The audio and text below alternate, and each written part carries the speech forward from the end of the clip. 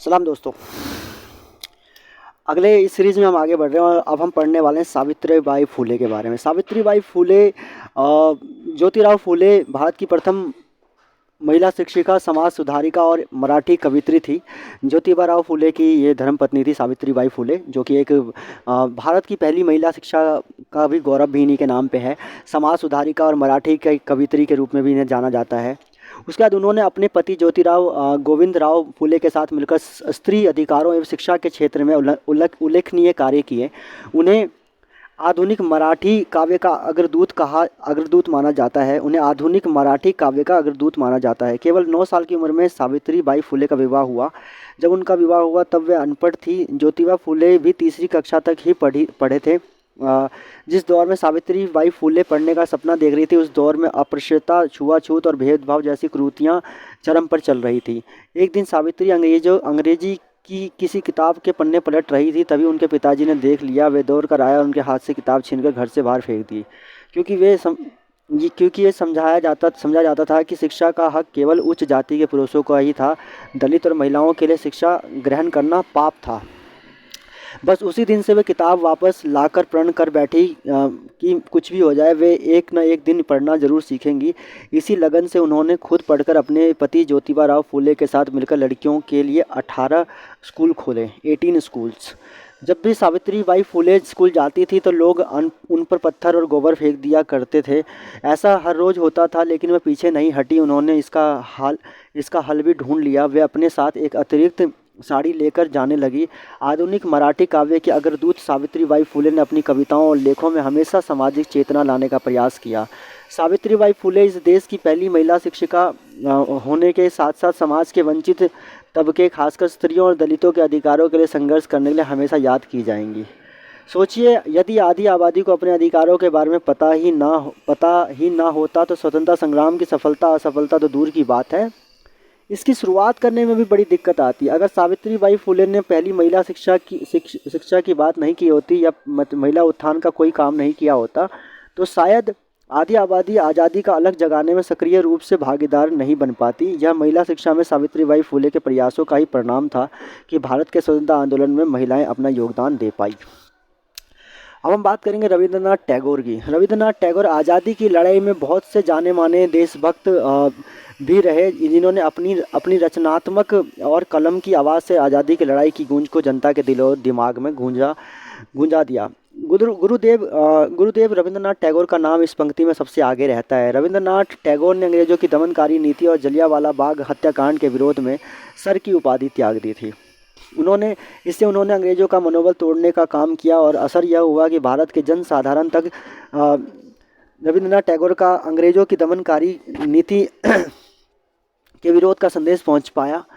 भारतीयों में अंग्रेज़ों के प्रति असंतोष का वातावरण फैलाने में यह एक महत्वपूर्ण कदम था। इसके पहले भी 16 अक्टूबर 1905 को गुरुदेव रविंद्रनाथ टैगोर ने अंग्रेज़ों की फूट डालो राज करो की नीति का जवाब रक्षाबंधन की राखी के रूप में दिया था।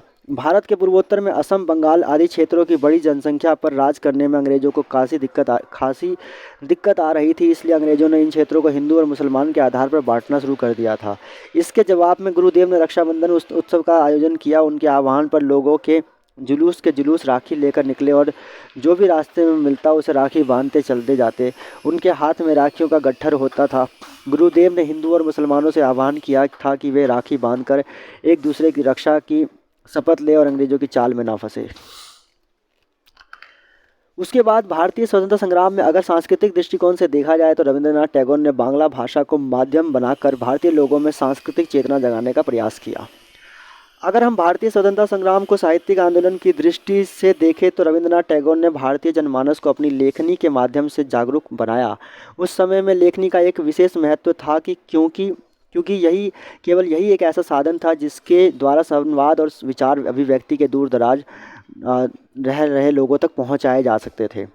हम सभी यह पहले जिसे जानते हैं कि रविंद्रनाथ टैगोर एशिया महाद्वीप के प्रथम व्यक्ति हैं जिन्हें नोबेल प्राइज़ से सम्मानित किया गया।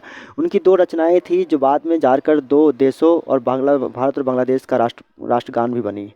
तो मतलब एशिया के पहले और इंडिया के भी पहले पर्सन जिनको नोबेल पुरस्कार मिला। साथ में राष्ट्रगान जो है इन्होंने बांग्लादेश का भी लिखा हुआ है, भारत का भी लिखा हुआ है। अमर सोनार बांग्ला जो है वो बांग्लादेश का जो राष्ट्रगान है और हमारा जो है जनगण मन, वो भी जो है रविंद्रनाथ टैगोर ने लिखा था। कलकत्ता अधिवेशन के अंदर 1911 के अंदर सबसे पहले इन्हें सुनाया था इन्होंने।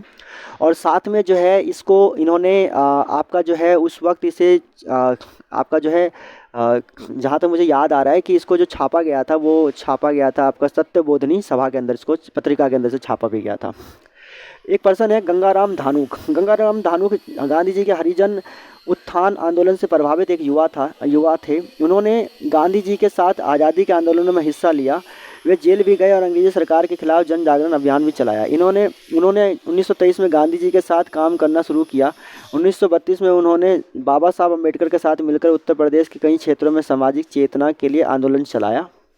बाबा साहब की तरह उनका भी मानना था कि सामाजिक गुलामी को ख़त्म किए बिना राजनीतिक स्वतंत्रता अधूरी रहेगी। उन्होंने 1942 में गांधी जी के साथ मिलकर उत्तर प्रदेश और बिहार में भारत छोड़ो आंदोलन का नेतृत्व भी किया।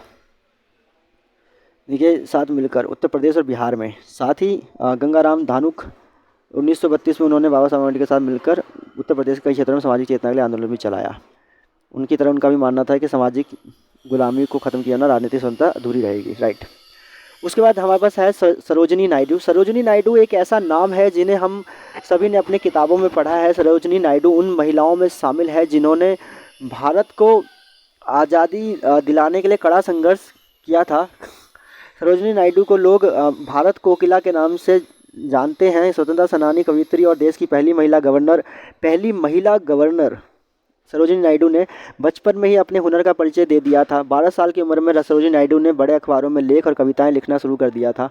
संकटों से बिना घबराए वे एक वीरांगना की भांति गांव-गांव घूमकर देश प्रेम का अलख जगाती रहती और देशवासियों को उनके कर्तव्य की याद दिलाती रहती। उनके भाषण जनता के हृदय को झकझोर देते थे और देश के लिए अपना सर्वस्व न्यौछावर करने के लिए प्रेरित करते थे। सरोजिनी नायडू को बहुत सी भाषाओं का ज्ञान था। जगह के अनुसार वे अपना भाषण अंग्रेजी, हिंदी, बांग्ला, गुजराती में देती थी। लंदन की सभा में अंग्रेजी में बोलकर उन्होंने वहां उपस्थित सभी श्रोताओं का मन मुग्ध कर दिया था। सरोजिनी नायडू गांधी जी से सन 1914 में लंदन में मिली 1914 लंदन में मिली और इसके बाद उनके जीवन में क्रांतिकारी बदलाव हुआ और वे भी स्वतंत्रता संग्राम में कूद पड़ी। दांडी मार्च के दौरान गांधी जी के साथ आगे बढ़कर चलने वालों में सरोजिनी नायडू भी शामिल थी। उन्होंने जीवन पर्यंत गांधी जी के विचारों और मार्ग का अनुसरण किया। आज़ादी की लड़ाई में तो उनका अहम योगदान था ही। भारतीय समाज में जातिवाद और लिंग भेद को मिटाने के साथ साथ उन्होंने समाज के विकास के लिए भी जो है बहुत अग्रणी कार्य किया था। ये थी हमारी सरोजिनी नायडू। आगे भी हम पढ़ेंगे कई सारे कैरेक्टर्स के बारे में।